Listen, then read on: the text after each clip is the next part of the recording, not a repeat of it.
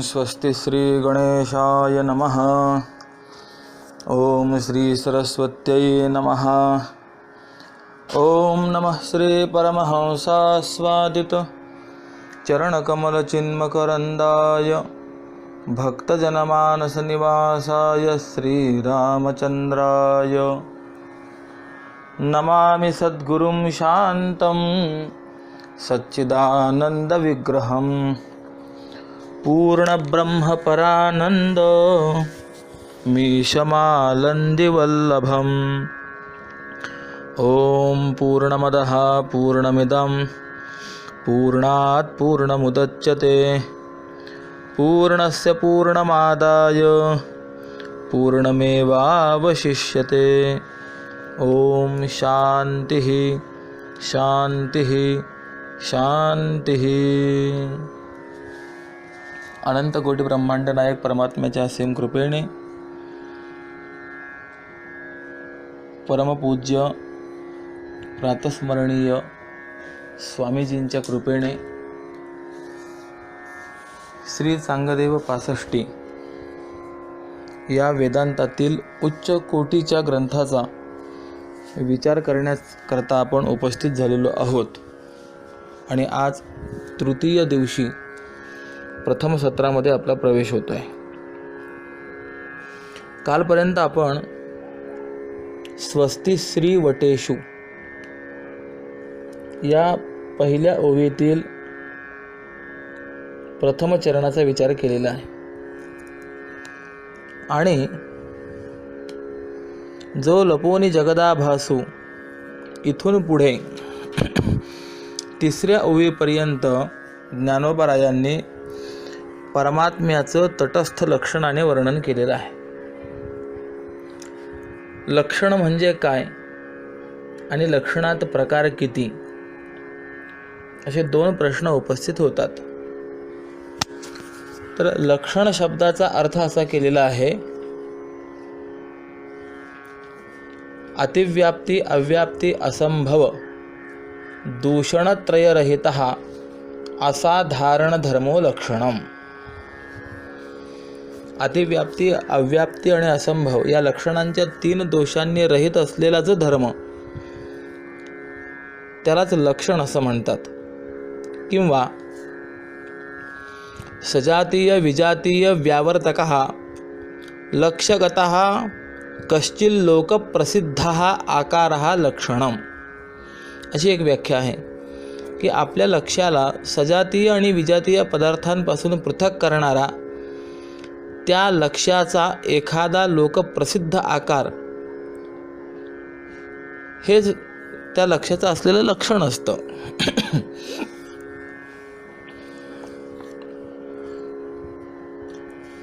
एक व्याख्या अशी पण आहे, यो धर्मे लक्ष्या व्याप्त्या वर्तते न वर्ततेच अन्यत्र स धर्मः। म्हणजे जो धर्म त्या लक्ष्यामध्ये नियमाने राहतो आणि लक्ष्याला सोडून दुसऱ्या कुठेही राहत नाही, अशा त्या धर्मालाच लक्षण असं म्हटलं गेलेलं आहे। आणि असं जे लक्षण असतं हे 2 प्रकारचं असतं। म्हणजे अर्थात याचा विस्तार करणं शक्य आहे, परंतु तो आत्ता करत नाही। 2 प्रकारची लक्षणं आहेत, एक स्वरूप लक्षण आणि दुसरं तटस्थ लक्षण। म्हणजे काय, यत स्वरूपमेव सत व्यावर्तकम तत् स्वरूप लक्षणम। जे लक्षण लक्ष्याचं स्वरूपच असून लक्ष्याला इतर सर्व पदार्थांपासून व्यावृत्त अर्थात पृथक करतं, त्याला स्वरूप लक्षण असं म्हणतात।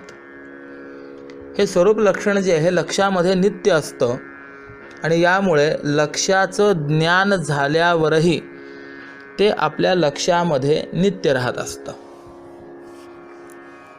उदाहरणच आपल्याला सांगायचं असेल तर एकाने विचारलं, या अनेक मुलांपैकी श्याम कोण आहे, कोणता आहे? तर त्यांनी वर्णन केलं, जो शरीराने स्थूल आहे तो श्याम आहे। तर या वर्णनात काय झालं, स्थूलत्व हे त्या श्याम नावाच्या मुलाचं असलेलं स्वरूपच आहे। आता श्याम कोण आहे हे कळाल्यानंतरही ते स्थूलत्व त्या श्यामच्या ठिकाणी नित्य विद्यमान आहे की नाही. मग त्यामुळे जे स्वरूपच असतं आणि जे त्या लक्ष्याच्या ठिकाणी नित्यरूपाने राहत असतं त्याला स्वरूप लक्षण असं म्हणतात. स्वरूपच असणं हे स्वरूप लक्षण आहे. आणि दुसरा लक्षणाचा प्रकार आहे त्याला तटस्थ लक्षण असं म्हणतात. तटस्थ लक्षण म्हणजे काय तर यावल लक्ष्यकालम अनवस्थितम सत स्वरूपानंतरभूतम सत व्यावर्तकम तत् तटस्थ लक्षणम किंवा यल्लक्षणम स्वरूपानंतरभूतम पदार्थांतर व्यवस्था हेतु तत् तटस्थ लक्षणम. असे दोन प्रकारे या तटस्थ लक्षणाचा विचार आहे. याचा अर्थ असा आहे की जे लक्षण लक्ष्य विद्यमान असेपर्यंत राहत नसून आणि पदार्थाच्या स्वरूपामध्ये सुद्धा ते अंतर्भूत होत नाही, पण असं असताना सुद्धा जे लक्ष्याला इतर पदार्थांपासून व्यावृत्त करून दाखवतं त्याला तटस्थ लक्षण म्हणा. किंवा दुसऱ्या शब्दामध्ये की जे लक्षण स्वरूपामध्ये अंतर्भूत न होता अन्य पदार्थाच्या व्यवस्थेचं म्हणजे निश्चयाचं कारण होतं त्याला तटस्थ लक्षण म्हणतात. म्हणजे काय तटस्थ लक्षण हे लक्ष्यामध्ये नित्य नसतं आणि त्या तटस्थ लक्षणाचा लक्ष्याचा बोध होईपर्यंतच उपयोग असतो. एकदा का लक्ष्याचं ज्ञान झालं की नंतर ज्याचा काही उपयोग होत नाही. किंबहुना लक्ष्याचं ज्ञान होईपर्यंत त्यात असलं की झालं अशी ज्याची स्थिती असते त्याला तटस्थ लक्षण म्हणतात. उदाहरणार्थ एका व्यक्तीने विचारलं देवदत्ताचं घर कुठे आहे. त्यावेळेला ज्याला विचारलं त्या व्यक्तीने उत्तर दिलं समोर बघा ज्या घरावर कावळा बसलेला आहे ते देवदत्ताचं घर आहे. त्यावेळेला त्या कावळ्याने देवदत्ताच्या घराला इतर घरांपासून व्यावृत्त अर्थात पृथक वेगळं करून दाखवलं. परंतु ते देवदत्ताचं घर वेगळं करत असताना तो कावळा त्या देवदत्ताच्या घराचं स्वरूप आहे काय नाही, स्वरूपात नाही. बरं जोपर्यंत घर आहे तोपर्यंत कावळा तिथेच राहील काय नाही.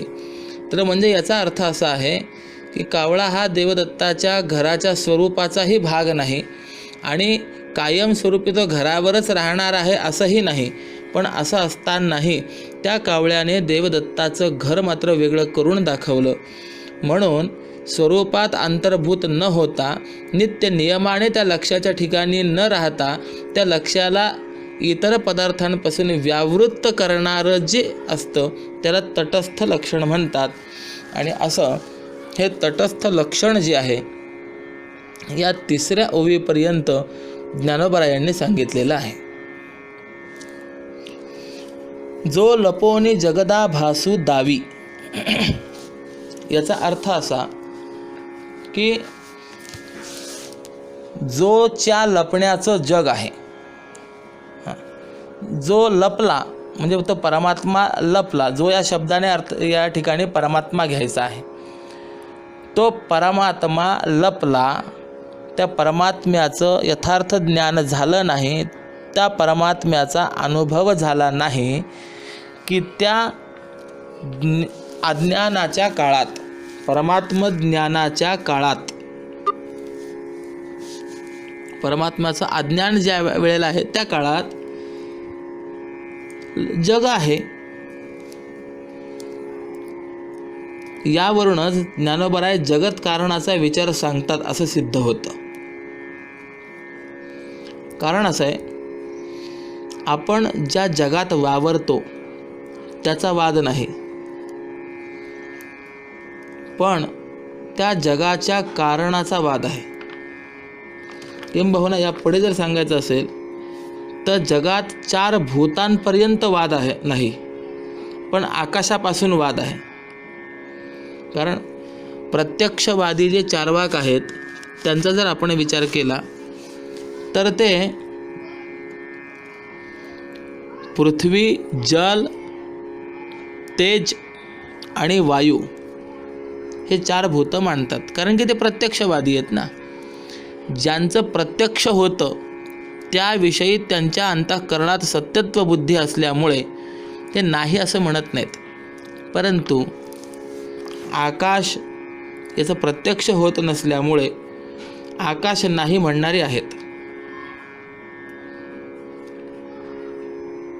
आकाश खरं आहे असं म्हणणारे पण आहेत आणि आकाश अनिर्वचनीय आहे असं म्हणणारे देखील आहेत. आणि तसंच जग जे आहे हे स्वभावतः झालं असं म्हणणारे देखील आहेत. म्हणते काय आहे तर जगत कारणत्वाविषयी अनेकांचे अनेक मतं आहेत. कोणी म्हणतं बाबा जग कसं झालं, तर जग स्वभावतः झालं, आपोआप झालं. आपण श्रीमद अभंग ज्ञानेश्वरीच्या चिंतनाच्या वेळेला याचा जरा विस्ताराने विचार केलेला आहे. स्वभाववादी चार्वाक आहेत, काही शून्यवादी आहेत. ते असं म्हणतात की बाबा शून्यापासूनच जग निर्माण झालं, जगाचं तत्व शून्य आहे असे मानणारे जे काही माध्यमिक बौद्ध, ते सुषुप्तीमध्ये क्षणिक विज्ञानाचाही लोप होतो आणि शून्याची प्रतीती, प्रत्यय म्हणजे अनुभव येतो आणि त्या शून्यापासूनच जागृतीतील व स्वप्नातील प्रपंच उत्पन्न होतो. म्हणून हा शून्यच आत्मा आहे आणि हा शून्यच जगाचं कारण आहे असं त्यांचं मत आहे. तर काही अशी आहेत की परमाणूपासून हे जग झालं असं म्हणणारे आहेत. आणि असे परमाणुवादी कोण असतील तर ते वैशेषिक आणि नैयायिक हे आहेत. घराची खिडकी किंवा झरोका यातून आत पडलेल्या कवडशांमध्ये बारीक रेणू तरंगत असलेले दिसतात, पण ते चक्षुचे विषय होतात म्हणजे डोळ्यांना दिसतात. कोणत्याही द्रव्याचं प्रत्यक्ष ज्ञान होण्याकरता त्या द्रव्यामध्ये महत्त्व अवश्य असावं लागतं किंवा महत्त्व वाचून द्रव्याचं प्रत्यक्ष ज्ञान होतच नाही. म्हणून कवडशातील रेणू प्रत्यक्ष दिसतात, वास्तव त्यामध्ये काहीतरी महत्त्व आहे हे उघड होतं. पण द्रव्यामध्ये महत्त्व हा गुण उत्पन्न होण्याकरता ते द्रव्य सावयव असावं लागतं. आणि सावयव द्रव्य जे आहे हे सावयव द्रव्यापासूनच उत्पन्न होतं. निरवयव द्रव्यापासून सावयव द्रव्य उत्पन्न होणं शक्य नाही. आकाश निरवयव जर असेल तर त्या निरवयव आकाशापासून सावयव असलेला वृक्ष, इमारत, फुलांच्या बागा इत्यादी निर्माण होतात का? होत नाहीत. यालाच आपण खपुष्प, गंधर्वनगर वगैरे असं म्हणतो की नाही. म्हणून महत्त्वाने युक्त असलेल्या रेणूचं कारण हे कसं पाहिजे तर सावयवच पाहिजे असं त्यांचं मत आहे.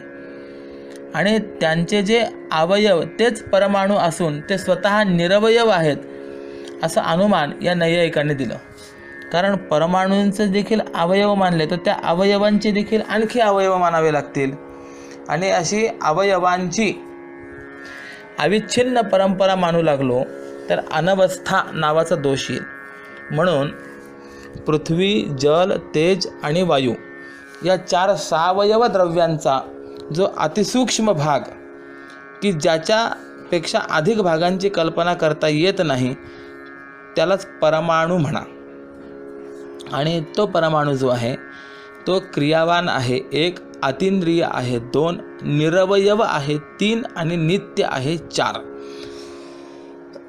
असे त्या पृथ्वी आदी पूर्वोक्त म्हणजे जे काही द्रव्य आहेत यांचे परमाणू कसे आहेत, किती आहेत तर असंख्य आहेत. आणि त्यांच्यामध्ये म्हणजे त्या परमाणूंमध्ये ईश्वराच्या इच्छेने चलनात्मक कर्म उत्पन्न होऊन व ते 2-2 परमाणूंचा परस्पर संयोग होऊन द्व्यणुक नावाचं हे पहिलं कार्यद्रव्य उत्पन्न होतं आणि त्याच्यामध्ये महत्त्व हे परिमाण नसल्यामुळे ते द्व्यणुक देखील अतींद्रिय होतात. मग 3 द्व्यणुकांच्या संयोगाने एक त्रेणुक उत्पन्न होतं आणि त्या त्रेणुकामध्ये म्हणजे 6 परमाणू, याचा अर्थ एक त्रेणुक, सोपं गणित. आणि त्या त्रेणुकामध्ये महत्त्व हा गुण उत्पन्न होतो असल्यामुळे तो त्रेणुक हा डोळ्यांचा विषय होतो, चक्षुचा विषय होतो. आणि असे जे त्रेणुक आहेत ते त्रेणुक म्हणजेच या कवडशातील रेणू आहेत. मग त्यांचा अवयव द्व्यणुक आणि द्व्यणुकांचा अवयव परमाणू. मग असे जे परमाणू आहेत ते परमाणूच या जगाचे मूळ कारण आहेत असं अनुमान प्रमाणाच्या बलावर मांडणारे जे वैशेषिक आणि नैयिक आहेत त्यांना परमाणु कारणवादी असं म्हटलं जातं. याच्यानंतर काही म्हणतात की बाबा त्रिगुणात्मक प्रकृतीपासूनच हे जग झालं, यांना प्रधान कारणवादी असं म्हणतात. त्यांचं असं म्हणणं आहे सांख्यशास्त्रकारांचं की असंग, उदासीन, केवळ आणि चिद्रूप पुरुष हा कोणत्याही विकाराचं कारण होऊ शकत नाही. कारण जगाकडे जर आपण पाहिलं तर जग कसं आहे, सुख दुःख मोहात्मक आहे आणि नेहमी जसं कार्य असेल, जसं कारण असेल त्याप्रमाणे कार्य हे निर्माण होत असतं. असा जर नियम असेल तर या सुखदुःख मोहात्मक असलेल्या त्रिगुणात्मक जगाचं कारण देखील त्रिगुणात्मकच असलं पाहिजे, सुखदुःख मोहात्मकच असलं पाहिजे. म्हणून सुखदुःख मोहात्मक जगाचं त्रिगुणात्मक प्रधान हेच कारण आहे असं सांख्यशास्त्रकार म्हणतात. म्हणून ते प्रधान कारणवादी आहेत. त्यांचं असं म्हणणं आहे की केवळ प्रकृती म्हणजे प्रधान. त्या अवस्थेमध्ये सत्व, रजतम हे 3ही गुण साम्यावस्थेत असतात, पण त्यांच्यामध्ये न्यूनाधिक भाव उत्पन्न झालेला नसतो. त्यांच्यामध्ये न्यूनाधिकता उत्पन्न झाली की महत्त्व, अहंकार इत्यादी विकार उत्पन्न होतात आणि सुखदुःख मोहात्मक जगत हा त्यांचाच परिणाम आहे. म्हणजे जगत या परिणामावरून सांख्य हे प्रधान म्हणजे प्रकृती या त्याच्या प्रकृतीचा अनुमान करतात. प्रधान पण जड पण आहे, सत आहे. म्हणजे प्रधान हे ना जड आहे पण सत आहे आणि त्या सत कारणापासून जगत हे सत्कार्य रूप परिणाम होतो असं त्यांचं मत असल्यामुळे ते सत्कार्यवादी सांख्यशास्त्रकार आहेत. यानंतर काहींचं असं म्हणणं आहे की केवळ चैतन्यापासून जग झालं आणि परमात्म्याच्या न कळण्यात जग झालं असं म्हणणारे देखील काही आहेत. म्हणजे एकात एक दुसरा विचार आहे.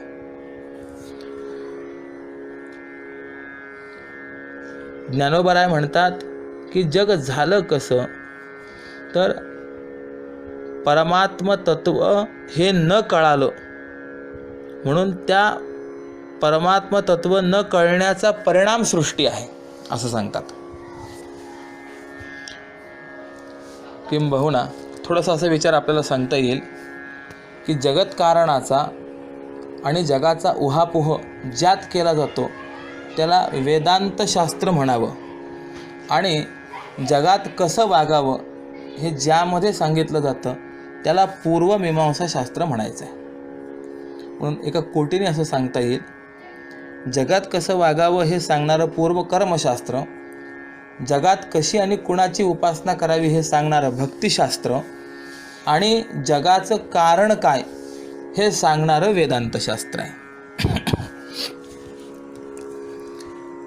व्यष्टीने एका देहाचा विचार केला जातो आणि समष्टीने जगाचा विचार केला जातो.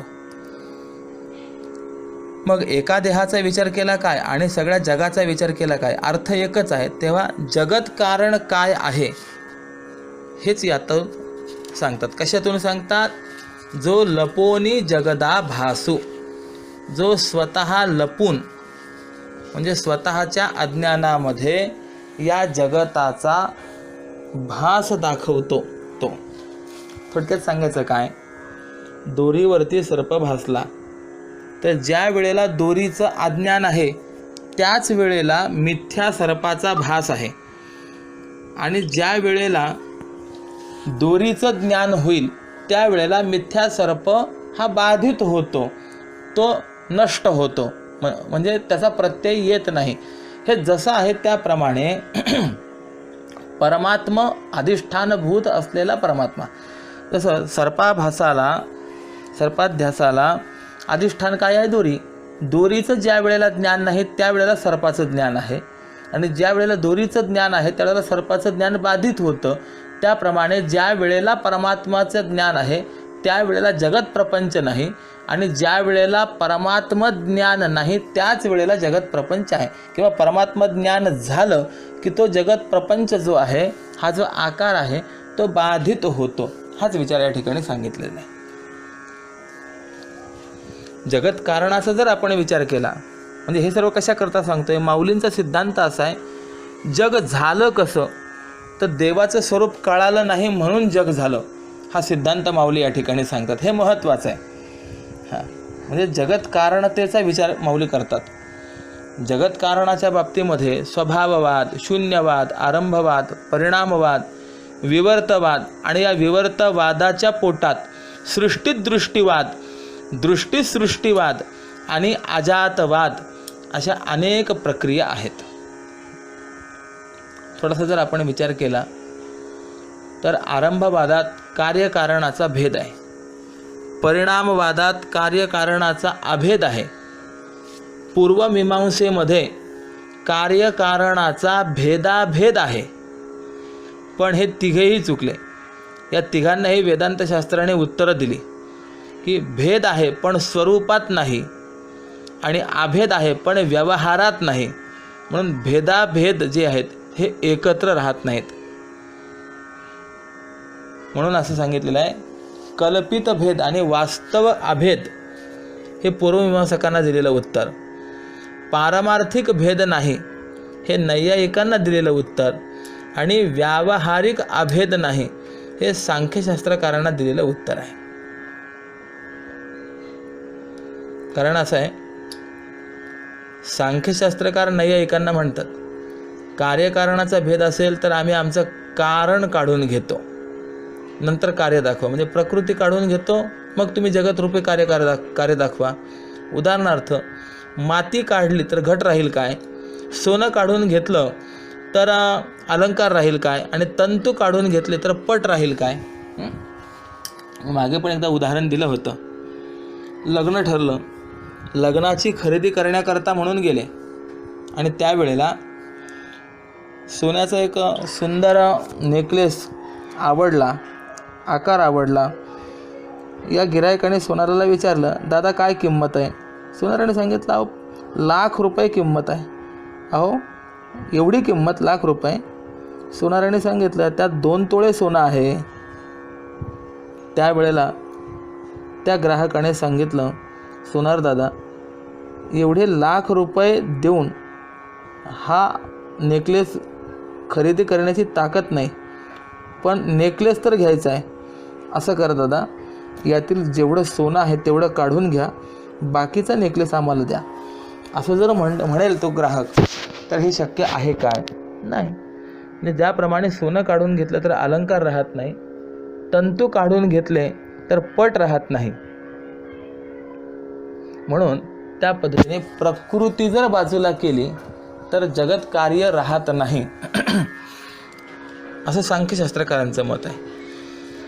हे सांख्यशास्त्रकारांनी नैयायिकांना विचारलेलं आहे. तर नैयायिक सांख्यशास्त्रकारांना म्हणतात की कार्यकारणाचा अभेद असेल तर कार्याकडून होणारं काम कारणाकडूनही व्हावं. उदाहरणार्थ, एकादशीला केळ न खाता त्या केळीचं झाडच खाऊन भागवावं, पण होतं काय? असं होत नाही.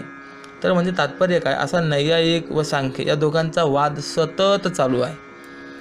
त्यानंतर भेद आणि अभेद हे दोन्हीही मानणारे तर भेदाभेदवादी मीमांसक जे आहेत त्यांना विचारा की भेद असेल तर अभेद कसा आणि अभेद असेल तर भेद कसा. कारण पटात पटाचा भेद नाही व घटात घटाचा अभेद नाही. म्हणून शेवटी वेदांतशास्त्राने या मीमांसकांना उत्तर दिलं की कल्पित भेद माना आणि वास्तविक अभेद माना असंच मानावं लागेल. म्हणून वेदांतशास्त्रामध्ये कल्पित भेद मानून जर भागतं तर वास्तव भेद का मानावा हाही प्रश्न समोर निर्माण होईल की नाही. तर सांगतात की नाही बाबा, वेदांतशास्त्राला फक्त सांख्य आणि वल्लभाचार्य यांना उत्तर द्यावं लागतं की प्रकृतीचं जग आहे, पण प्रकृती सत्य आणि स्वतंत्र नाही, आणि चैतन्य जे आहे हे मात्र पारमार्थिक सत्य आहे, पण चैतन्याचा परिणाम नाही, चैतन्याचा विवर्त आणि कल्पित प्रकृतीचा परिणाम असं हे जग आहे. आणि हा जो वेदांतशास्त्राचा सिद्धांत आहे तोच सिद्धांत ज्ञानोबाराय निराळ्या भाषेतून इथे सांगतात की जो लपला म्हणजे हे जग दिसत आहे. जो लपोनी जगदा भासू, जो अर्थात परमात्मा लपला म्हणून हे जग दिसतं. मनुष्याला जगातली नजर येत नाही तर जगाची नजर कुठली येणार. सगुण साक्षात्कारी आणि योगी हे जगातले श्रेष्ठ आहेत, पण त्यांना सुद्धा जगाचा विचार सांगावा लागतो. कारण जग केलेलं नाही, जग झालेलं नाही, तर आपल्या अपराधाचं जग आहे. स्वस्वरूपाचं अज्ञान म्हणजेच जगताची असलेली निर्मिती आहे. त्याच्यातच जग भासत असतं. आणि हे असं ज्ञानोबारायांचं जे सांगणं आहे हे म्हणजे वांग्या कांद्याचं माप नाही, चांगलं धारवाडी काटा आहे. घर केलं, दुधाचं दही झालं, घर बांधावं लागलं, बांधलं म्हणजे केलं, दुधाचं दही झालं, आपोआप घडलं. हे जसं आहे त्याप्रमाणे जग झालं नाही आणि जग केलंही नाही, तर तुमच्या स्वरूपाच्या न कळण्याचाच हा भास आहे. म्हणून आपलं आपल्याला वास्तव स्वरूप जोपर्यंत कळणार नाही तोपर्यंत हा जगदाभास हा राहणारच आहे. आणि आपलं स्वरूप एकदा आपल्याला कळालं की हा जगदाभास मावळेल. आणि हे कार्य फक्त श्री गुरुच करून देत असतात. किंबहुना याच अभिप्रायाने माऊलींनी ज्ञानेश्वरीमध्ये 16व्या अध्यायाच्या नमनात श्री गुरूंचं वर्णन करत असताना म्हटलं आहे, मावळवीत विश्वाभासू नवल उदयला चंडांशू. हा विचार आहे. असो, तात्पर्य काय, जगाला कारण शून्य नाही, परमाणू नाहीत, प्रधान नाही, तर माऊली सांगतात जो लपला, जो म्हणजे परमात्मा लपला म्हणून हे जग दिसतंय. उदाहरणार्थ रज्जू असून तिथे सर्प का दिसला, तर रज्जू लोपली म्हणून. त्याप्रमाणे जो असून म्हणजे परमात्मा असून जग का दिसतं, तर माऊली म्हणतात जो म्हणजे तो परमात्मा लपला म्हणून. आता असं आहे, जो म्हणजे परमात्मा लपला असं म्हटल्याबरोबर अनेक वादी शंका करण्याकरता उठले आणि विचारायला लागले, तुम्ही ज्याला जो म्हणता तो जो म्हणजे कोण? तो चित आहे का जड आहे? तो अनेक आहे का एक आहे?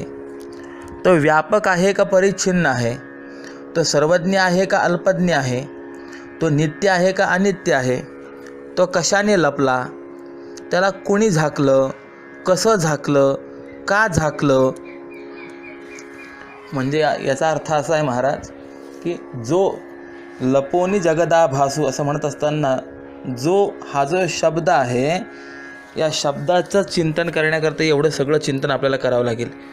त्यावेळेला चांगदेव पासष्टीतील जो कळेल फार अवघड आहे. बरं, या पलीकडे तुमचा जो जर असत नाही, म्हणजे हा परमात्मा जर असत नाही, सत आहे किंवा जड नाही, चित आहे आणि दुःखरूप नाही, सुखरूप आहे, परिच्छिन्न नाही, व्यापक आहे, अनेक नाही, एक आहे, अल्पज्ञ नाही तर सर्वज्ञ आहे आणि अनित्य नाही, नित्य आहे, तर मग अशा त्या सत, चित, सुखरूप, व्यापक, सर्वज्ञ, नित्य जोला म्हणजे परमात्म्याला कोणी आच्छादित केलं आणि तो जर लपला असेल तर त्याला कोणी लपवलं? लपवणारा तो हा त्याच्यापेक्षा मोठा आणि त्याहून भिन्न असा दुसरा कोण आहे? असे एक नाही अनेक प्रश्न निर्माण होतात आणि या सर्व प्रश्नांची उत्तर देण्याकरताच वेदांताचे अनेक ग्रंथ तयार झाले. हा 65 नावाचा ग्रंथ प्राकृतच, पण या ग्रंथामध्ये आत्ता जे काही आपण प्रश्न पाहिले ना, या जोच्या संदर्भात म्हणजे परमात्म्याच्या संदर्भात, या सर्व प्रश्नांचा उलगडा केला आहे आणि गंभीर अर्थाने थोडक्या शब्दात कसं बोलावं हे ज्ञानोबरायांनी या ग्रंथातून शिकवलं आहे. जोचा अर्थ जर कळाला म्हणजे परमात्मा, जो म्हणजे परमात्मा, पुन्हा सांगतो, त्याचा अर्थ जर कळला तर आवरणच राहणार नाही. पण तो जो केवढा मोठा आहे हे कोणत्या पुण्याईने कळेल हे सुद्धा सांगता येत नाही महाराज. या सर्व अनुभवाच्या गोष्टी आहेत, या शहाण्याच्या गोष्टी नाही आहेत. हे कळतं कुणाला तर उत्तर देता येईल. हे शहाण्याला कळत नाही तर हे पवित्र माणसाला कळतं. अधिकार संपन्नता असावा लागतो तर त्याला कळेल. जगामध्ये 4 वर्ग आहेत. एक वर्ग शहाण्यांचा आहे, दुसरा वर्ग वेड्यांचा आहे, तिसरा वर्ग पवित्रांचा आहे आणि चौथा अनुभव्यांचा.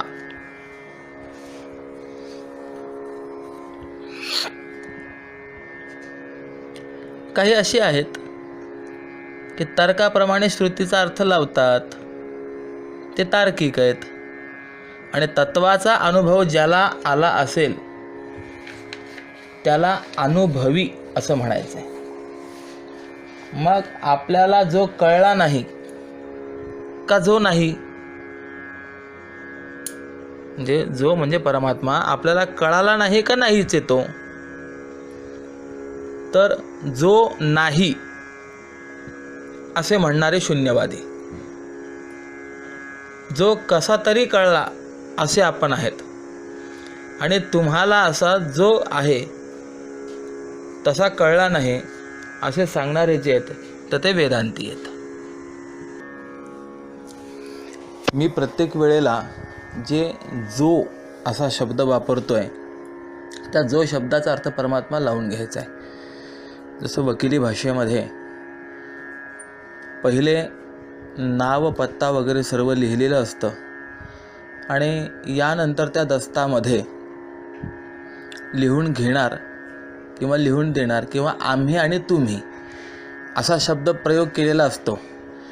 त्यावेळेला वर जसा उल्लेख केलेला असेल त्याप्रमाणे ती व्यक्ती म्हणजे तो असा उल्लेख जसा गृहीत धरायचा असतो त्याप्रमाणे या ठिकाणी जो या पदाचा अर्थ परमात्मा असा गृहीत धरायचा आहे.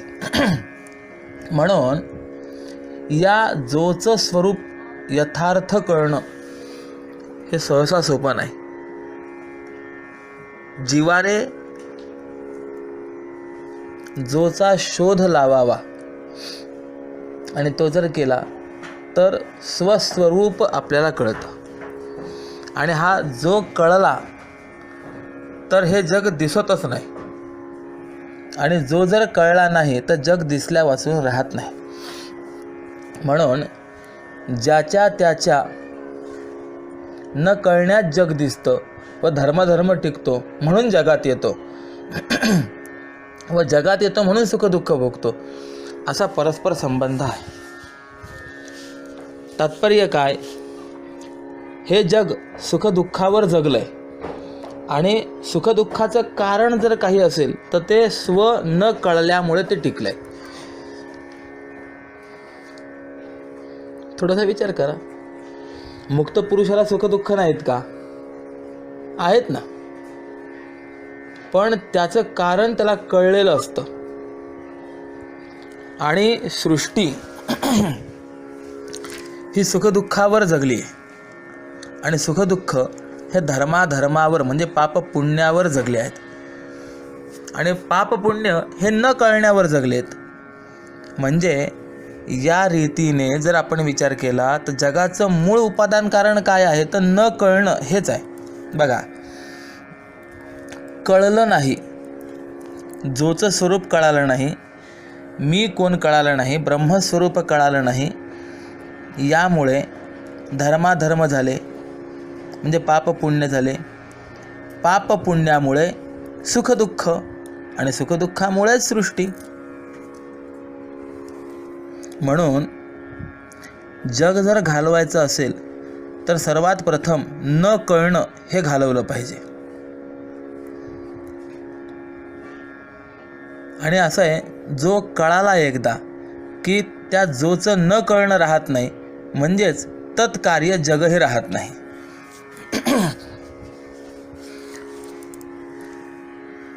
एक लक्षात ठेवा, जे कळून जातं ते कल्पित असतं आणि जे कृतीने जातं ते सत्य असतं.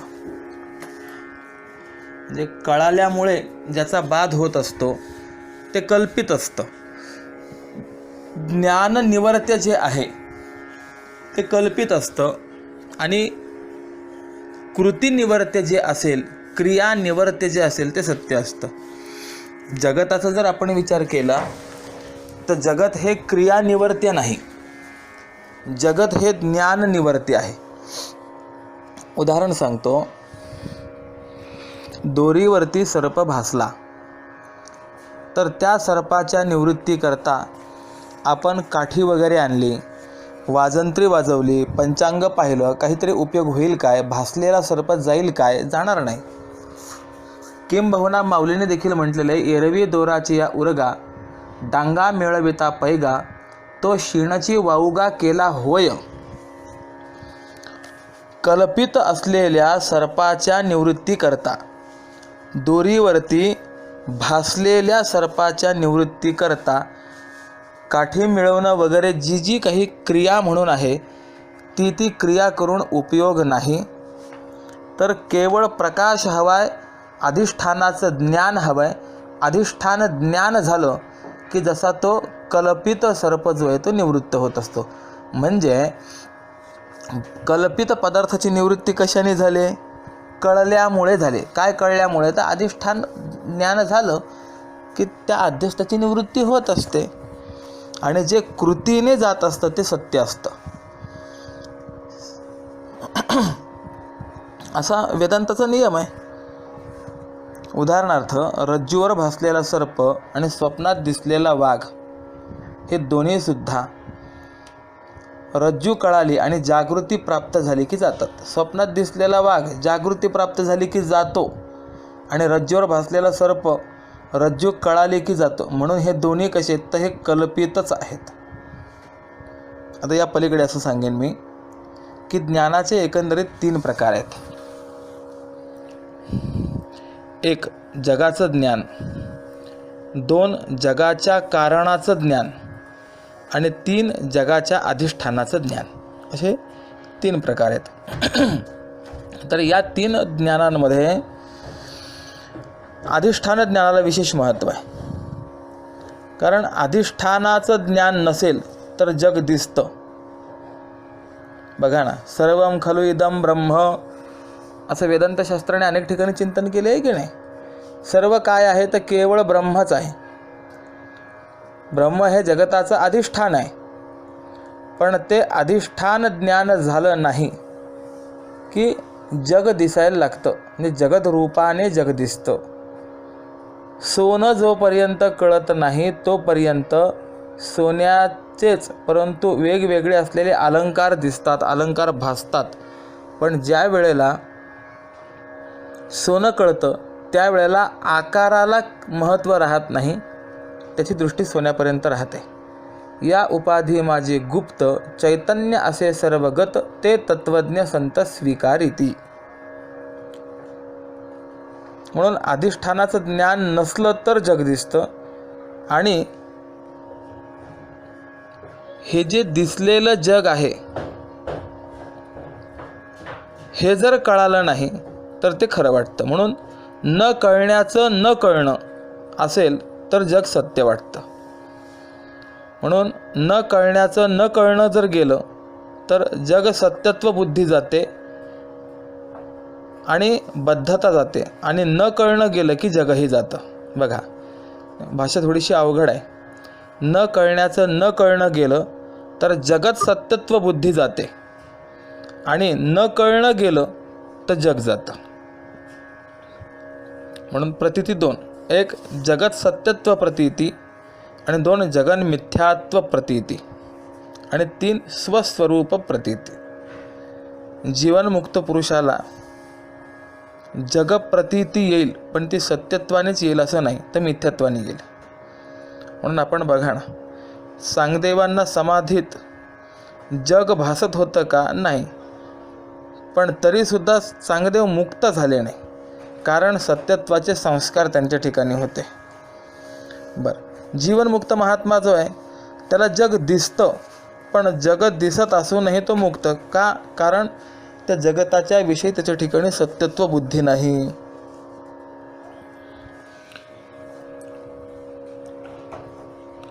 एकांतात बसणारे, जग न दिसणारे पुरुषाला जर वेदांत शास्त्रकार सत्यत्वाच्या संस्कारामुळे बद्ध म्हणतात, तर एकांतात न बसणारे जग ज्यांना दिसतं, जग दिसणारे आणि सत्यत्वाच्या संस्काराने जगात वावरणारे हे बद्ध का नसावेत? थोडासा कैमुतिक न्यायाने जर विचार केला तर ते बद्धच आहेत. आणि असं असल्यामुळे सर्वात प्रथम चिंतन कुणाचं करावं? तर जोचं करावं, म्हणजे त्या परमात्म्याचं करावं. आणि बघा आता मग तत्वमसी महावाक्यामध्ये परमात्मा हा तत्पदवाच्य आहे की नाही? तत्काल तद्देश विशिष्ट असा असलेला परमात्मा म्हणजे तत्, आणि एतत्काल एतद्देश विशिष्ट असलेला जीव म्हणजे त्वम असं आहे. म्हणून मी असं म्हणालो की आशीर्वादात्मक मंगलाचरण झाल्यानंतर या ग्रंथाचा आरंभ जो आहे हा तत्पदार्थ चिंतनातून झालेला आहे. तत्पदाचा जो अर्थ आहे, तत्पदाचा अर्थ असलेला जो परमात्मा आहे, त्या परमात्म्याच्या चिंतनातून या चांगदेव 65 ग्रंथाचा आरंभ आहे.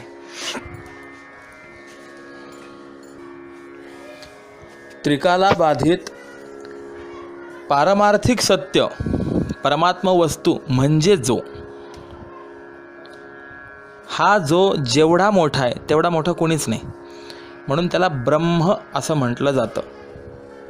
आणि तेच आपलं स्वरूप आहे. बृहत्वात् बृहणत्वात् वा ब्रह्म इत्यभिधीयते असं चिंतन आलेलं आहे. तर त्यामध्ये जे व्यापक आहे, जे वाढलेलं आहे त्याला ब्रह्म असं म्हणतात. असो, तो सर्व विचार कधी नंतर. आणि तेच आपलं स्वरूप आहे म्हणून त्याला आत्मा म्हणावं. आणि तो लपला म्हणजे तो आत्मा लपला, ते ब्रह्म लपलं की हा जगदाभास दिसतो. किंवा आपल्याला जे जग भासतं ते त्या जोच्या न कळण्यातच भासतं असं म्हणावं. कारण नेहमी कार्यावरून कारणाची कल्पना करावी लागते. तेव्हा जग या कार्यावरून त्याचं कारण त्या आत्मस्वरूपाचं न कळणं असं मानावं लागतं. म्हणजे काय हो? तर सोपं उत्तर आहे. ज्याला जगप्रतीती आहे त्याला आत्मप्रतीती नाही, म्हणजे वास्तव प्रतीती नाही. हे सिद्ध आहे. किंबहुना आत्मप्रतीतीच्या पण दोन अवस्था आहेत. एक सुषुप्ती अवस्था आणि दुसरी समाधी अवस्था. आणि जगत प्रतीतीच्या सुद्धा दोन अवस्था आहेत, एक जागृत अवस्था आणि एक स्वप्नावस्था. मग त्यात आत्मप्रतीतीच्या अवस्थेमध्ये जगत प्रतीती नाही, पण जगत प्रतीतीमध्ये मात्र आत्मप्रतीती आहे, परंतु ती आज्ञातत्वाने प्रतीती आहे. आपल्याला आत्मा हा आज्ञातत्वाने ज्ञात आहे, म्हणजे परोक्षत्वाने ज्ञात आहे, पण अपरोक्षत्वाने अज्ञात आहे.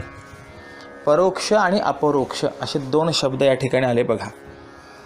व्यवहारामध्ये बऱ्याच वेळेला असं म्हणतात, अहो माझ्या अपरोक्ष तो असं बोलला, आणि इथे अपरोक्ष म्हणत असताना माघारी असं त्याला भाव सांगायचा असतो. परंतु वस्तुतः जर आपण हा शब्द पाहिला तर असा आहे, अक्षणः परम नाम इंद्रियेभ्यः परम यत् तत् अपरोक्षम तथाच यत् अक्षणः न परम तत् अपरोक्षम.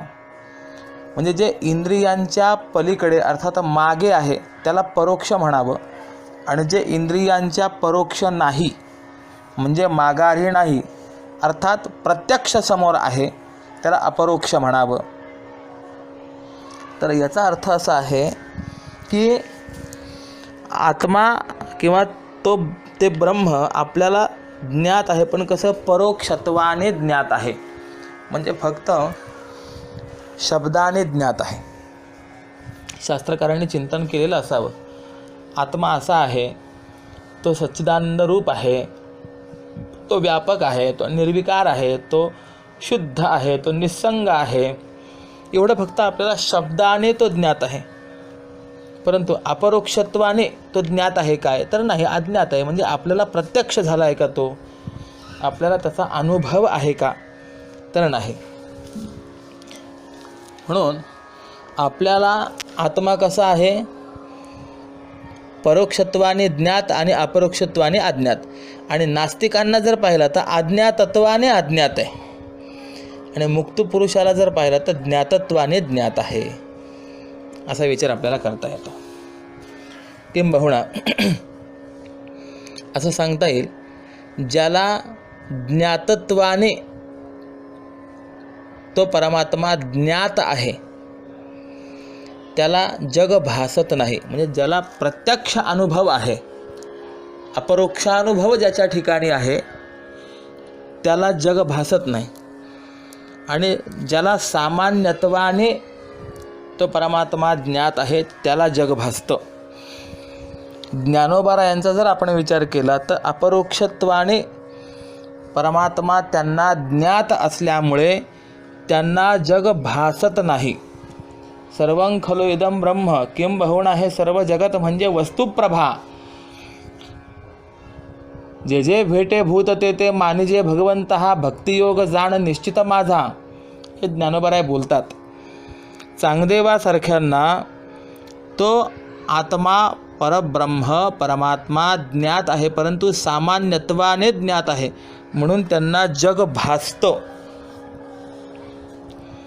मग असं ज्याला आत्मा सामान्यत्वाने ज्ञात आहे परंतु अपरोक्षत्वाने ज्ञात नाही, त्याच्याकरता हा ग्रंथ आहे बरं महाराज. प्रस्तुत ओवीतून बोलायचं जर म्हटलं तर परमात्म्याच्या लपण्यात जगत प्रतीती, आणि त्यात काही ग्रंथकार तर असं म्हणतात की तो सगळा लपला, पण संक्षेप शारीरककार तर म्हणतात तो अर्धाच लपला. म्हणून त्या जोचं म्हणजे परमात्म्याचं संपूर्ण अज्ञान मानणारे भट्ट, कुमारील भट्ट वगैरे, आणि या जोचं अर्ध अज्ञान मानणारे जे ते संक्षेप शारीरककार आहेत. ठीक आहे, आत्तापर्यंत सामान्यतया जोचा अर्थ आपण पाहिला. माऊली असं म्हणतात, जो लपोनी जगदाभासू, म्हणजे हा जो आहे तो लपला की जगदाभास जगत प्रतीती होते. तर हे लपणं म्हणजे नेमकं काय आहे, तर त्याचं उत्तर आपल्याला असं देता येईल, जे असलेलं आहे पण ते दिसत नाही आहे त्याला लपलं म्हणावं. असलेलं न दिसणं म्हणजे त्याला लपलं असं म्हणायचं आहे. म्हणून व्याकरणामध्ये एक सूत्र आलेलं आहे, आदर्शनम लोपः. यावर वृत्ती लिहिलेली आहे, प्रसक्तस्य आदर्शनम लोपसंज्ञम स्यात्. न दिसणे म्हणजेच लोप होणे, लपणे आहे. जे ज्या ठिकाणी प्रसक्त आहे म्हणजे स्वीकारलेलं आहे, परंतु ते पद त्या ठिकाणी जर दिसत नसेल तर त्याला लोप म्हणायचं. उदाहरणार्थ सूर्याचा लोप झाला, सूर्यास्त झाला, सूर्य लोपला असं आपण म्हणतो. सूर्याचा लोप झाला याचा अर्थ सूर्य नष्ट झाला काय? तर नाही. सूर्याचं अस्तित्व त्रिकाला बाधित आहे. सूर्य हा आहेच आहे, परंतु असलेल्या सूर्याचं दर्शन न होणे म्हणजेच सूर्यास्त होणे, सूर्याचा लोप होणे आहे. असलेलं न दिसणे. मग त्याप्रमाणे परमात्मा आहेच, परंतु असलेला परमात्मा न दिसणे म्हणजे लपणे. आणि असा असलेला परमात्मा तो दिसला नाही की मग त्याच्या व्यतिरिक्त जे आहे, जे नाहीच आहे तेच दिसतं, म्हणून जग दिसतं. म्हणून जो लपोनी जगदा भासू. नसलेलं न दिसणं त्याला लपलं असं म्हणता येत नाही, हो की नाही? असलेलं आहे परंतु दिसत नसेल तर त्याला लपणं किंवा लोप म्हणता येतो. पण जे नाहीच आहे ते जर दिसलं नाही तर त्याला लोप म्हणता येईल का? त्याला लोप म्हणता येत नाही. उदाहरणार्थ वंध्यापुत्र हा मुळातच नाही आहे आणि तो दिसत नाही, म्हणून तो वंध्यापुत्र लपला किंवा त्याचा लोप झाला असं म्हणता येईल काय? तर म्हणता येत नाही. आणि जगाचा जर विचार केला तर जग प्रत्यक्ष दिसतं म्हणून तेही लपलेलं नाही. तर जो लपला आणि जो लपला म्हणून जगदाभास दिसतो, म्हणजे तात्पर्य काय? लपणे याचा अर्थ आवृत होणे, आच्छादित होणे. हा परमात्म्याचं स्वरूप आच्छादित झालं, अज्ञानाने आवृत झालं की मग जगत प्रतीती येते. जसं आपण पाहून आलो, मेघ आडवे आले की जसा सूर्य आच्छादित होतो, अज्ञानेनावृतम ज्ञानम तेन मुह्यन्ति जंतवः, हे भगवंताने स्पष्टरीतीने सांगितलेलं आहे. त्याप्रमाणे या न कळण्याने एकदा का परमात्मा स्वरूप आवृत झालं, आच्छादित झालं की त्या परमात्म्याच्या न कळण्यामध्येच या जगताची प्रतीती येते. मग आता यावर पुन्हा आणखी एक प्रश्न असा निर्माण होतो की जो म्हणजे आत्मा, तो जर स्वयंप्रकाश आहे तर आवृत होईल कसा, आच्छादित होईल कसा? म्हणजे एकीकडे त्या आत्म्याला, परमात्म्याला स्वयंप्रकाश आहे असं म्हणायचं आणि एकीकडे तो आवृत आहे असंही म्हणायचं. मग याच्यामध्ये व्याघात दोष येत नाही काय? उदाहरणाने सांगायचं झालं तर, माझा बाप ब्रह्मचारी आहे हे म्हणणं योग्य आहे काय? किंवा माझ्या मुखात जीभ नाही, माझी आई वंध्या आहे, असं जर कोणी म्हणेल तर ते योग्य ठरेल काय? मग प्रश्न असा निर्माण होतो ना की आत्मा जर स्वयंप्रकाशी आहे तर तो आवृत तरी कसा होईल? जो लपोनी जगदा भासू असं म्हटलेलं आहे, तो जर स्वयंप्रकाशी आहे तर तो लपेल तरी कसा? त्याचं उत्तर आपल्याला असं देता येईल की तुम्ही आहात तेव्हा तुम्हाला कोणी प्रकाशित केलं आहे का? नाही. म्हणून स्वयंप्रकाश आहे हे सिद्ध झालं. पण मी स्वयंप्रकाश आहे असं स्वतःला आपल्याला कळतं का? तर कळत नाही. म्हणजे काय आहे? अयम घटः, हा घट आहे, हे पुस्तक आहे, हे व्यासपीठ आहे, हे स्वरयंत्र आहे, हा भ्रमणध्वनी आहे, या सर्वांचं प्रकाशन कोण करतो? मी करतो, मला कळतं. हा घट आहे आणि या घटाचा ज्ञाता मी आहे, याचा अर्थ या घटाचा प्रकाशक मी आहे, हे ठीक आहे. परंतु मी आहे या मीचं प्रकाशन करण्याकरता आणखी वेगळा कोणी प्रकाशक लागतो का? की तो असेल तर मी मला कळतो आणि तो नसेल तर मी मला कळत नाही, असं कधी झालं आहे का? नाही. तर अन्य कुणीही नसेल तरीसुद्धा मी मला कळतो, इतरही मला कळतात आणि मी मला कळतो. पण इतर कळण्याकरता सापेक्षता आहे. मी असेल तर ते इतर मला कळतात, परंतु इतर कुणीही जरी नसेल तरी मी मला कळतोच की नाही. म्हणजे स्वतःचं प्रत्यक्षत्व, स्वतःचं ज्ञान, स्वज्ञान होण्याकरता अन्य कुणाची आपल्याला आवश्यकता आहे काय? तर नाही. म्हणजे स्वयंप्रकाश आहे की नाही? आहे. परंतु मी स्वयंप्रकाश आहे असं कळतं का? तर नाही. म्हणजेच आवृत आहे. अर्थात काय? आपण स्वयंप्रकाश आहे पण आवृत आहे, यात मुळीच वाद नाही. तसं ज्याला जग दिसतं त्याला स्वयंप्रकाश आत्मा आहे हे कळत नसतं. कारण हे जीवा तू म्हणतोस ना की मला जग प्रतीती आहे, जग मला जाणवतं. यावरूनच अर्थापत्ती प्रमाण असं लावलं जातं की परमात्म्याची अप्रतीती आहे, म्हणजेच तुला परमात्माविषयक अज्ञान आहे, म्हणूनच जगप्रतीती आहे. आणि अशा अर्थापत्तीने अज्ञानही सिद्ध होतं आणि स्वयंप्रकाशत्वही सिद्ध होतं, दोन्ही गोष्टी. आता याचा पुढचा विचार असा की अनुभव दोन प्रकारचे आहेत. एक जगाचा अनुभव आणि एक स्वचा अनुभव. त्यापैकी स्वचा विचार केला की अनुमानाने अज्ञान कसं मानावं लागतं हे कळेल.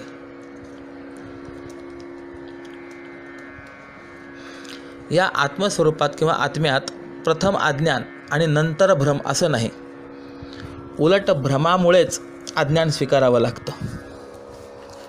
संसारामध्ये मात्र उलट क्रम आहे.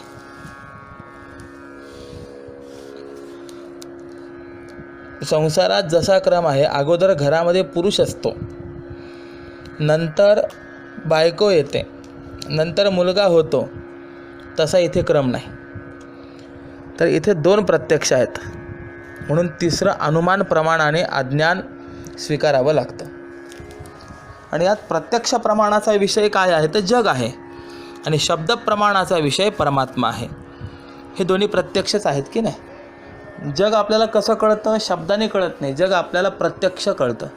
आणि देव आपल्याला कसा कळतो? तो प्रत्यक्षतया तो कळत नाही, तर तो शब्दाने कळतो.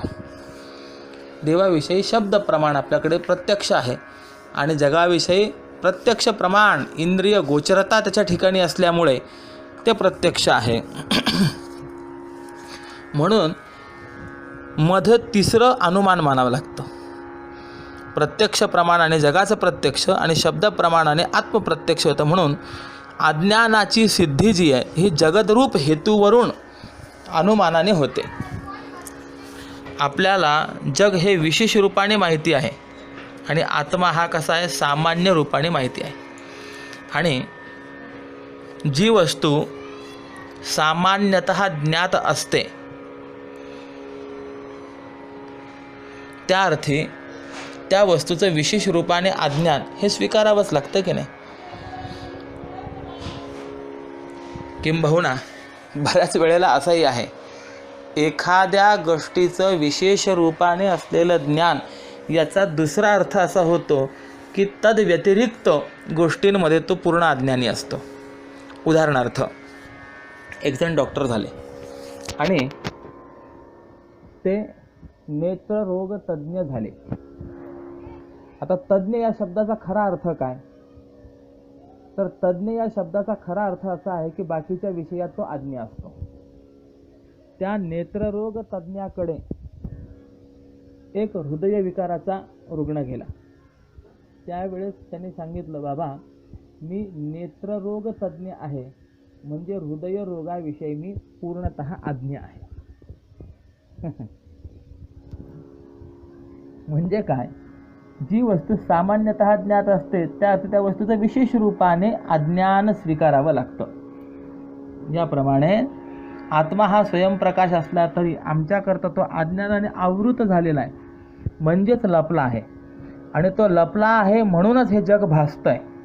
अर्थात जगत भासकाली विशेष रूपाने आत्मभास नाही आणि आत्मभासकाली जगत भास नाही. नव्हे नव्हे जगच नाही, जगत भास नाही एवढंच नाही तर जगच नाही, असा या जगाचा अपवाद ज्ञानोबरायांनी या ओवीच्या उत्तरार्धातून केलेला आहे. काय म्हटलंय माऊलींनी उत्तरार्धामध्ये, मग ग्रासू प्रगटला करी, जो लपवणी जगदा भासू दावी, इथपर्यंत एक वाक्य आहे. बघा यामध्ये 3 वाक्य आहेत. बघा, स्वस्ति श्री वटेषु, एक सांग देवा तुझं कल्याण असो. मग पुढे सांगतात, तत्पदार्थ सांगतात, जो लपवणी जगदा भासू दावी तो परमात्मा लपला म्हणजे या जगताची प्रतीती येते, किंवा जो स्वतः लपून या जगताचा आभास दाखवतो.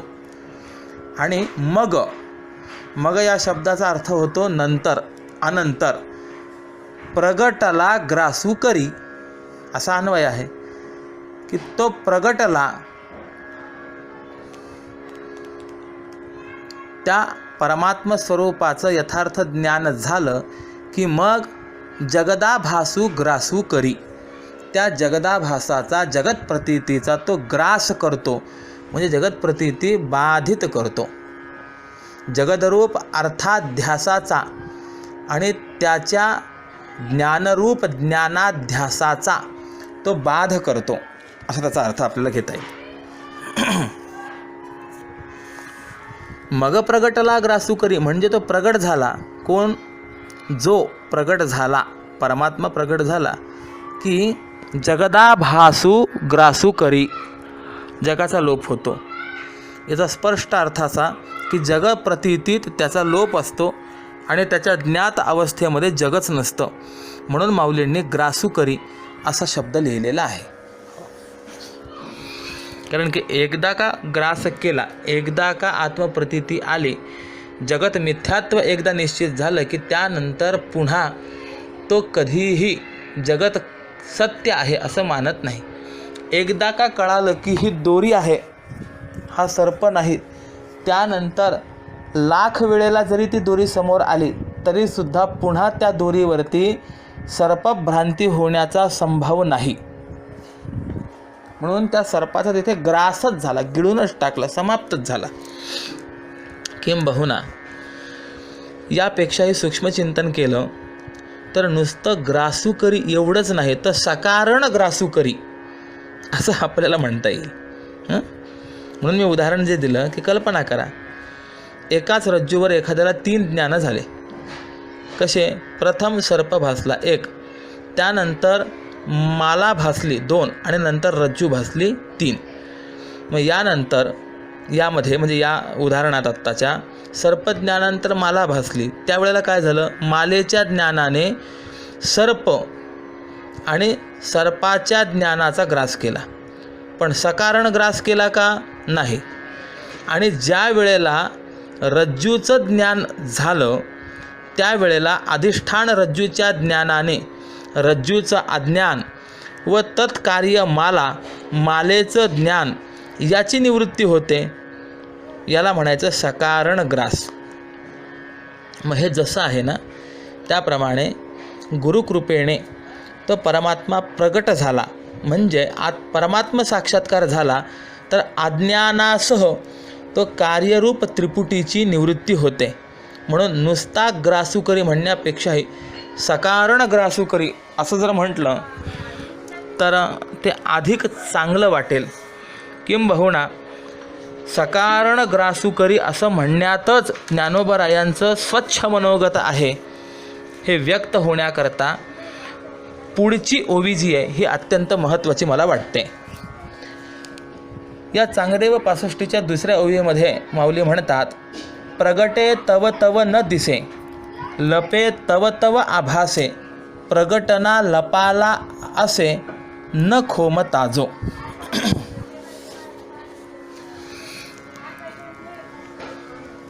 याचा अर्थ असा आहे, प्रगटे म्हणजे अभिव्यक्त होणे, तव तव म्हणजे तेव्हा तेव्हा, आभासे याचा अर्थ होतो अवभास म्हणजे प्रकाशित होणं किंवा आभासणं, ना किंवा न म्हणजे नाही, न खोमता, खोमणे याचा अर्थ होतो क्षोभणे, क्षोभ न होता, स्पर्श न करता, अर्थात विकार न पावता किंवा न क्षोभता, विकाराला न पावता असे म्हणजे तो सद्रूपाने असतो. अजूनही कळालं नाही तर त्याचा सरळ अर्थ असा आहे की जो परमात्मा जेव्हा जेव्हा स्पष्ट आणि विशेष रूपाने अभिव्यक्त होतो तेव्हा तेव्हा जगदाभास किंवा जगत प्रतीतीही होत नाही, म्हणजे दृश्य रूपामध्ये जगत उरत नाही. आणि जेव्हा जेव्हा तो परमात्मा लपतो म्हणजे विशेष रूपाने ज्ञात होत नाही, कळत नाही, अज्ञानकृत आवरणाने तो आच्छादित होतो, तेव्हा तेव्हा लपे तव तव आभासे, तो ज्या ज्या वेळेला लपतो त्या त्या वेळेला या जगताचा आभास होतो, म्हणजे जगत भासू लागतं, जगत प्रतीती येते. परंतु आत्तापर्यंत असं सांगितलं की त्याच्या लपण्याने जगत प्रतीती आहे आणि त्याच्या ज्ञानाने जगत प्रतीती नाही. प्रकटे तव तव जगत प्रतीती जगदाभास न दिसे आणि लपे तव तव जगदाभास आभासे असं आलं. परंतु खरं परमार्थतः जर पाहिलं तर प्रगटना लपाला असे, म्हणजे तो परमात्मा परमार्थतः प्रगटही नाही आणि लपलेला पण नाही. प्रगटणं म्हणजे काय तर आविर्भावाला येणं आणि लोपणं म्हणजे तिरोधान भावाला पावणं. पण तो परमात्मा असा आहे की या दोन्ही धर्माहून अतीत आहे, सर्व धर्मरहित आहे. तो प्रगटही होत नाही, तो लपतही नाही, तो आहे त्याच स्थितीमध्ये आहे. किंबहुना सूर्याचा जरी आपण विचार केला ना तरी आपण म्हणतो सूर्योदय झाला, सूर्यास्त झाला. पण मला असा प्रश्न विचारायचा आहे, सूर्योदय होण्याकरता सूर्याची काही क्रिया आहे का? सूर्यास्त होण्याकरता सूर्याची काही क्रिया आहे का? नाही. तर सूर्य हा एक जागीच आहे, स्थिर आहे, तो जसा आहे तसाच आहे, तो काहीही करत नाही, तो कणभर देखील हलत नाही. परंतु विज्ञानाने पृथ्वीच्याच दोन गती मानल्या, एक परिवलन गती आणि दुसरी परिभ्रमण गती. म्हणजे पृथ्वी सूर्याभोवताली फिरते, याला परिभ्रमण गती म्हटलेलं आहे. आणि सूर्याभोवताली फिरत असताना ती स्वतः भोवताली फिरत फिरत सूर्याभोवताली फिरते, याला परिवलन गती असं म्हटलेलं आहे. तर ज्या वेळेला आपण ज्या भागामध्ये आहोत तो पृथ्वीचा भाग सूर्याच्या सन्मुख येतो, त्यावेळेला आपल्या विभागामध्ये सूर्योदय होत असल्यामुळे, म्हणजे सूर्याचा प्रकाश पडल्यामुळे आपण सूर्योदय झाला असं म्हणतो.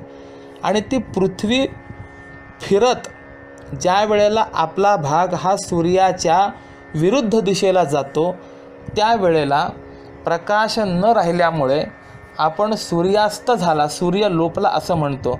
परंतु ह्या स्थितीमध्ये सूर्याने काय केलं? सूर्य स्वतःहून प्रगट झाला काय? सूर्य स्वतःहून लोपला काय? तर उत्तर आपल्याला असं देता येईल, सूर्याने काहीच केलं नाही. सूर्याच्या ठिकाणी प्रगटणं किंवा लोपणं यापैकी कोणताही धर्म नाही. सूर्य आहे तसाच आहे. पृथ्वी सूर्यासमोर आली, सन्मुख आली, त्यावेळेला सूर्योदय झाला असा शब्द व्यवहार झाला.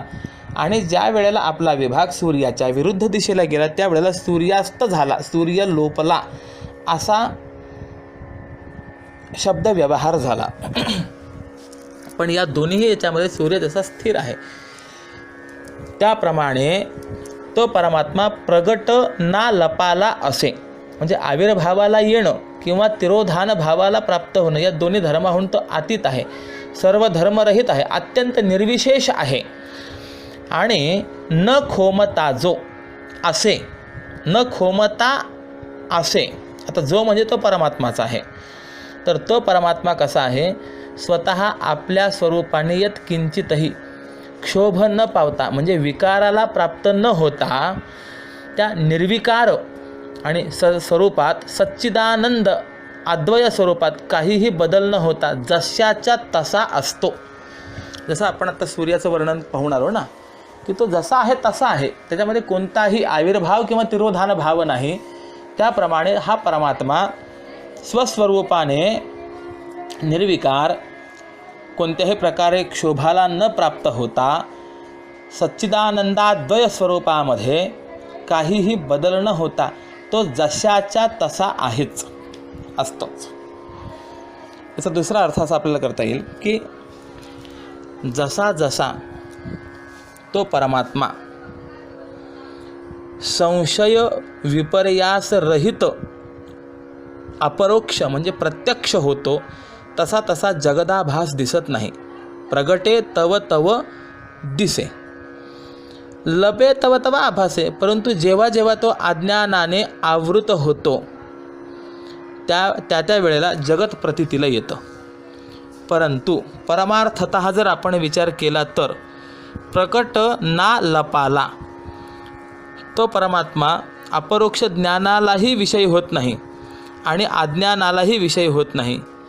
कारण वृत्तीज्ञान आणि अज्ञान या दोन्हीलाही तो परमात्मा विषय होणारा नाही आहे, विषय होत नाही. तो प्रगटना लपाला असे न खोमता जो.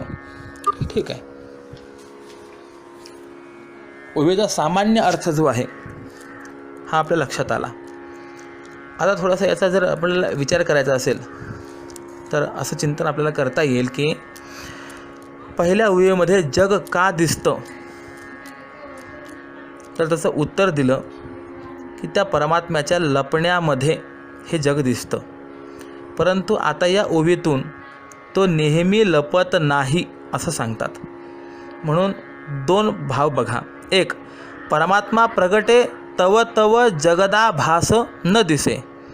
आणि दोन, परमात्मा लपे तव तव जग आभासे. ह्या दोन विचार आपल्याला आलेले आहेत. याचा अर्थ काय की तुम्हाला जग भासतं की नाही? भासतं, बरोबर. मग तो लपला आहे असं समजावं. आणि याच्या उलट जग दिसत नाही ना, बरोबर, मग तो प्रगटला आहे असं समजावं. म्हणजे एकत्व प्रगटे तेव्हा नानात्व न दिसे आणि जेव्हा नानात्व भासे तेव्हा तो लपला असे, असा त्याचा अर्थ करायचा आहे. मग आता प्रश्न निर्माण होतो, कोण लपला? तर जगात जो आहे तो लपला. हां बघा, ही गंमत आहे की आकार तर तसाच आहे, पण त्या आकारामध्ये तो प्रविष्ट झाला आणि आकारात प्रविष्ट झाल्यामुळे त्या आकारगत असलेल्या त्या आतल्याचं दर्शन होईना ना, त्यामुळे तो लपल्या गेला. उदाहरणार्थ, एकाने आपल्या शरीरावर काही स्फोटक पदार्थ बांधले आणि वर्ण जाकीट घातलं. तर हे स्फोटक पदार्थ त्या जाकीटात लपले की नाही? लपले आहेत, परंतु दिसत नाही आहेत. त्याप्रमाणे हा परमात्मा लपला. कुठे लपला? जगात लपला. म्हणून या जगामध्ये जो आहे तो लपला. जगामध्ये एक आहे म्हणजे नानात्वात एक आहे, पण एकात मात्र नानात्व नाही, हे या ठिकाणी महत्त्वाचं सांगतात. त्या जगामध्ये एक आहे पण एकात मात्र नानात्व नाही आहे. सर्वांमध्ये तो एकच आहे, त्या एकात सर्व आहेत असं नाही. याला अन्वय आणि व्यतिरेक असं म्हटलेलं आहे.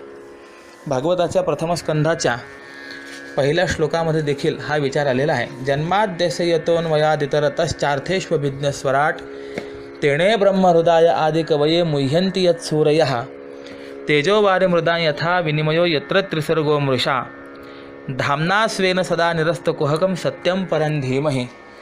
या श्लोकामध्ये अन्वयाद इतरतः जे सांगितलेले आहे ते याचा अर्थ आहे अन्वय आणि व्यतिरेकाने. अन्वय शब्दाचा अर्थ प्रवेश होतो आणि व्यतिरेक या शब्दाचा अर्थ निर्गमन निकास असा होतो. उदाहरणार्थ,